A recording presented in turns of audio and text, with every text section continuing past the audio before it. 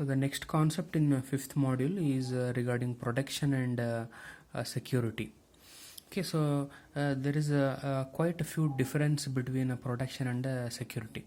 So protection is all about controlling the access to your programs or files which we normally store in our secondary storage device. That is, we call it as a protection. Whereas security, what it indicates means it is about checking whether your data which you have stored in your secondary storage device is modified or not. Okay, so it is like checking the integrity of the information which we have stored in a system. So that's what security indicates. That's what the difference between protection and security. So there are certain goals for protection in our computer systems. Like the first major goal in of a protection is about checking whether there is a violation of access has been taken place or not. That is the first thing we have to check. That is a major objective of a protection, finding the violation of accessing the data.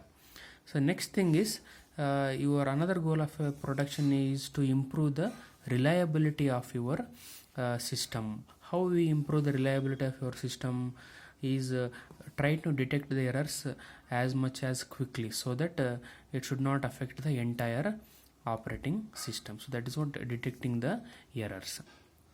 And finally, the another goal of a protection is to provide a mechanism, or we call them as a policies anta kariತೀವಿ. Okay, so regarding how much resources to be used and who has to use the resources, so that any unauthorized user in your system should not use the resources which are meant for the intended users. So these are all the major goals of the protection in any system. Okay, so the next thing which we want to learn in protection and security chapter is about the major principles behind the protection. Okay, the major principle behind the protection is like this. It is providing least privileges for the users.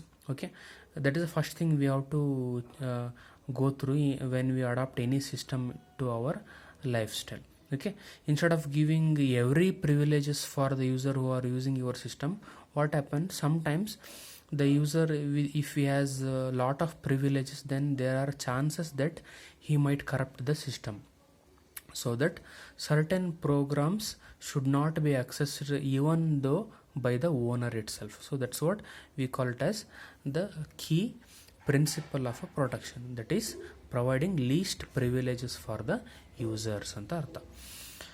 Like that there are other principles which we need to follow, like by providing least privilege, what is the next thing which happens is the damage control will be less in this case. As you are not given much privileges, the damage control will be almost minimum. So the next thing is users with these principles are managed in such a way that they will be created separate accounts, so that which user is given what privileges. Okay, that we can able to easily keep track in a system.